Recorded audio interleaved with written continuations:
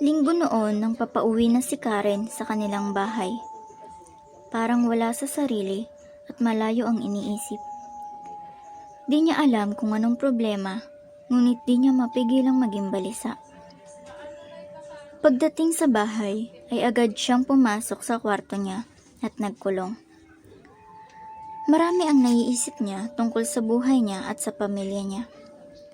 Ayaw niyang magpadala sa mga problemang ito, pero ano bang magagawa niya? Masyado siyang iyakin. Mga ilang araw rin ang lumipas nang nagkaproblema ang pamilya nila. Nagkasakit ang kanyang kapatid. Pinatingnan na nila ito sa doktor, ngunit walang makita ang doktor na rason para magkasakit ang bata. Dahil sa kanilang kahirapan, umalis ang kanyang mga magulang at naghanap ng maaaring makatulong sa kanila. Ang naiwan sa bahay ay si Karen, ang kapatid na may sakit at ang isa pang kapatid na 2 taong gulang. Nag-aalala na si Karen sapagkat lalong lumalala ang lagnat ng kapatid. Maya-maya ay narinig niya ang kanyang bunsong kapatid, yung 2 taong gulang na tumatawa at para bang may kausap. Nang kanyang tingnan ito sa kwarto, ay nabigla siya sa kanyang nakita at ang kanyang kapatid ay nasa itaas ng mesa. Di niya malaman kung paano ito nakaakyat dahil mataas naman daw ang mesa at kahit gamitan pa daw ng kapatid niya ng upuan ay di pa rin maaabot. Madilim ang kwarto dahil nasira ang ilaw dito. Nilapitan niya ang kanyang kapatid upang kunin at dalhin sa labas. Nang papalapit na siya ay nakita niya na nag-iba ang mukha ng kanyang kapatid, na para bang isang tiyanak. Nang makita niya ito, di niya mapigilang sumigaw at napatakbo pa siya sa isa niyang kapatid. Di niya alam kung ano ang nakita niya, ngunit alam niyang aswang yun. Sa pag-aalala niya sa nakababatang kapatid, nilakasan niya ang kanyang loob at pinasok niya uli ang kwarto. Sa kanyang pagpasok, nakita niya ang kanyang bunsong kapatid na mahimbing na natutulog at para bang walang nangyari dito. Nilapitan niya ito at tiningnan ng mabuti. Oo, kapatid niya nga ito. Kaya agad niyang kinuha ang kapatid at dinala sa may sala at doon na lang pinatulog. Mga maghahating gabi na, wala pa rin ang kanyang mga magulang, kaya naisipan ni Karen na i-text ang classmate namin na si Nova Adele at sinabi niya dito ang nangyari sa kanya. Pinigyan naman ng advice si Nova si Karen na magdasal upang nawala ang takot.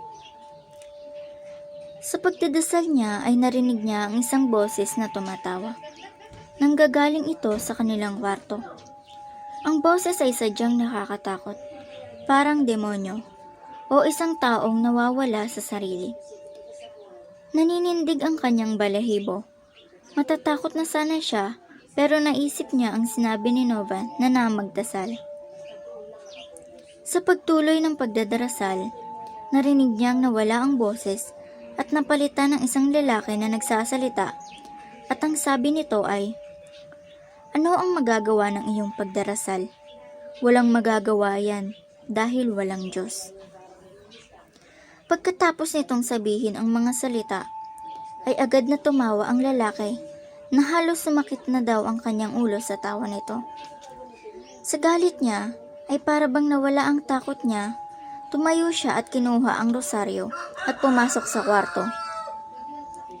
Nang nasa kwarto na siya, ay nasindak siya sa kanyang nakita.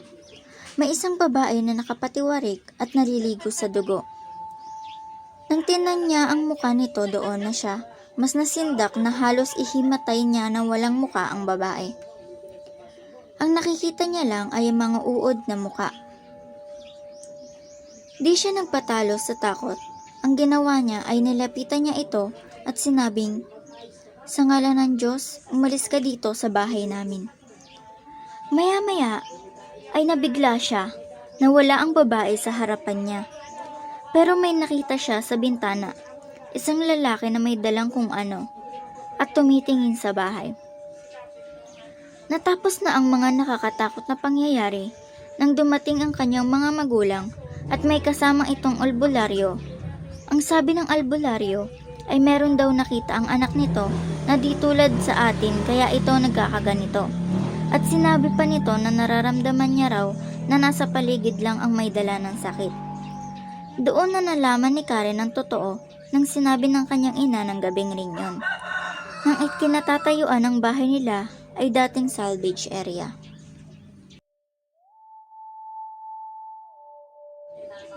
Ang buong paligid ay nabubudburan ng liwanag na nagmumula sa bilog na buwan. Malamig ang simoy ng hangin at nakakakilabot ang katahimikan. Iyan ay ilan lamang sa salitang naglalarawan sa isa sa mga tauhan sa kwento. Mga friend, malapit na ang semestral break Saan ba tayo magbabakasyon? Patanong na wika ng isa sa aking mga kabarkada. Gusto niyo bang magbakasyon? Natutuwang sagot ng isa sa mga kamag-aral ni Arita. Oo naman napakasaya kaya ng ganun. Sapagkat malaya tayo at wala sa pagbabawal ng ating mga magulang. Nakababagot naman kasi ang mamalagi sa bahay ng napakahabang panahon at naghihintay lamang sa paglubog ni Pebong Baaraw. Pagpapahayag ni Luisa. O sige, doon na lang tayo sa probinsya ng aking lola. Tahimik doon at napakaganda ng tanawin. Panghihikayat ni Marita sa kanyang mga kaibigan. Ang akala ni Elia ay iyon ang magiging napakasayang karanasan na kanyang mararanasan sa kanyang buhay. Subalit, isa palang malaking kamalian ang kanyang inakala. Ika-4 ng Oktubre ay nagpasya na pumunta sina Arita, Angel, Leia at iba pang kabarkada ni Marita sa probinsya ng kanyang lola. Sabik na sabik ang lahat, ngunit tanging si Arita at Leia lamang ang nakapunta sa probinsya nila Marita sapagkat ang ilan ay hindi pinayagan sa kabila ng kanilang pagnanais. Hindi sukat akalain ni Arita at Leia na ganoon na lamang kalayo ang lugar na kanilang pupuntahan. Halos walang magkagusto na ihatid sila sa lugar na dapat ay kanilang pupuntahan na tila ba'y isang misteryong bagay na naroroon sa lugar na kanilang pupuntahan.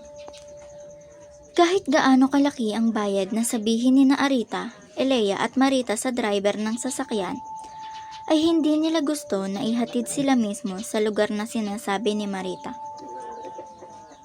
Kaya't ganoon na lamang ang pagtataka ni Arita at Leia, kaya naman ang kanilang naramdaman ay mayroon ng kahalong takot at kilabot.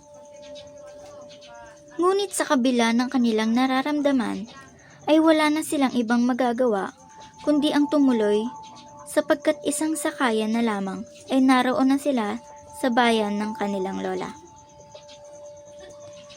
Nadagdagan pa ang takot na nadama ni na Arita at Leia nang sila'y bumaba na sa sasakyan at sinabi ng driver sa kanila na mag-ingat kayo at sana ay makaalis kayo sa lugar na pupuntahan nyo ng buhay. Nais nang hindi tumuloy ni na Arita at Leia, ngunit tila ba'y mayroong hangin na siyang humihila sa kanilang dalawa. Pagkatapos ng 3 oras na paglalakad mula sa lugar na pinagbabaan nila nang sila ay inihatid ng driver, ay nagulat na lamang sila at ang lahat ay nagpakasaya at natatayo ng mga poste. Naglalagay ng banderitas at marami pang bagay na mayroong kinalaman sa pista. Ngunit ang nakapagtataka sa mga taong naroon ay sa kabila ng kanilang mga nguti na sumasalubong sa kanila, ay ganoon na lamang ang titig ng lahat kina Arita at Leia habang naglalakad sa kanilang kalagitnaan. Sa isang bahay na may bubong nakugon tumuloy sina Arita, Leia at Marita. Ganoon na lamang ang gulat ng dalawang bisita sapagkat mayroon ng nakahandang higaan para sa kanilang tatlo. Sa isang sulok ay mayroong matandang tila isang dekada nang hindi nasikatan ng araw, sa sobrang puti, at isang dekada na rin na hindi nagpagupit. Ganoon na lamang ang takot na nadama ni Arita at Elea sa kanilang isip ay bakit ba sila tumuloy at pumunta sa lugar na iyon. Hindi pa sila nagtatagal sa lugar na iyon ay ninanais na nilang bumalik ulit sa Maynila at magkulong na lamang sa kanilang mga bahay. Subalit, ang lahat ay naroon na at wala na silang magagawa kundi ang palipasin ang mga araw at hintayin sila ay makauwi na ng Maynila. Lumipas ang araw at gabi, isang hapon habang si Arita at Elea ay nasa loob ng kubo, ay nagpaalam itong si Marita na mayroon lamang siyang pupuntahan at babalik din daw siya kaagad. Sa may durungawan sa bitana ay makikitang ang mga tao ay naghihintay sa pagpanaog ni Marita. Napakasama ng tingin ng mga tao kina Arita, Elea at tila ba gusto silang kainin ng mga ito. Subalit, nagbago ang mga iyon at nawala ng pumanaog na si Marita at may salitang binanggit. Ngunit ang salitang iyon ay hindi naunawaan ni Arita at Elea sapagkat ito ay marahil ay kabilang sa kagrupo lamang ni Marita. Nakatulog na ang dalawa sa kahihintay kay Marita. Nagising na lamang si Arita dahil sa mayroon siyang naririnig na nag-uusap sa may bandang pinto. At nagulat na lamang si Arita sa huling salita ng kanyang narinig. Bukas ng gabi ay mangyayari na ang lahat. Ibibigay dito ang inumin nyo upang makatulog silang dalawa at mailuto sa kawa. Ang baso sa gitna ang dapat mong inumin upang hindi ka makatulog. Ang salitang iyon ay tumatak sa isipan ni Arita. Pinagpawisan siya ng malapot dahil sa kanyang narinig at natuklasan. Hindi nasukat akalain na sila pala ni Elea ang magiging handa para sa pista ng banya ni Marita. Ngunit hindi pa huli ang lahat, kaya't may panahon pa para sila ay makatakas. Pagising pa lamang sa umaga, ay humahanap na ng pagkakataon si Arita upang masabi ang kanyang natuklasan kagabi. Ngunit hindi sila iniiwan ni Marita at talagang bantay sarado sila habang ang mga tao sa labas ay nagkakagulo at abala sa paghahanda ng lahat. Kumagat na ang dilim, ngunit hindi pa rin nasasabi ni Arita ang mangyayari sa kanila ni Elea. Ang inumin na mapapatulog sa kanila ay nakahanda na rin at ang sa isang sulok. Buti na lamang at nagkunwaring masakit ang ulo ni Arita at pinakuha niya ang gamot si Marita kaya't nakausap ni Arita si Elea ng palihim. Hindi makapaniwala si Elea na ganoon ang balak ni Marita sa kanya. Kaya't ang ginawa nila ay pinalo nila ang ulo ni Marita upang ito ay makatulog at ipinahiga nila si Marita sa kanilang higaan upang siya ang makakuha at mailuto ng mga kapwa niya halimaw. Ang akala nila ay ganoon na lamang kadali ang pagtakas, pero nagkamali sila sapagkat ang mga taong kanilang nakita noon ay nagiging ibang anyo at nagiging kawangis ng mga aso. At ang mga asong ito ay sabik na makakain ng sariwang dugo at laman ng isang tunay na tao. Sapagkat sa loob ng isang taon ay minsan lang silang nag-iibang anyo at kinakailangan nilang makainom at makakain ng laman ng mortal na tao. Kung hindi ito mangyayari, ay mamamatay silang lahat. Nakalabas na sina Arita at Elea sa loob ng kubo. Malayo na ang kanilang narating nang sila ay makarinig ng isang napakalakas na alulong ng aso na tila magkahalong puot at pagluluksa ang ipinahihiwatig. Marahil ay nalaman na nila ang kanilang pagkain ay ang kanilang kapamil na hindi nila dapat kainin. Tumakbo ng mabilis ang dalawa na hindi malaman kung saan ito patungo. Sa di kalayuan ay maroon na silang nakita na sumusunod sa kanilang isang naglalaway at galit na halimaw. Nadapa si Arita at sinunggapan siya ng maling halimaw at nang aktong kagakadit na siya, ay bigla na lang itong tumumba at humandusay sa kanilang harapan. At di nagtagal ay ngumpintisan na si Pedong araw kina Arita at Ilea na nagpapahiwatig na ang panganib ay wala na sa kanilang paligid. Sa kabila ng takot sa kanilang nadama, ay nakauwi pa rin ang dalawa ng buhay.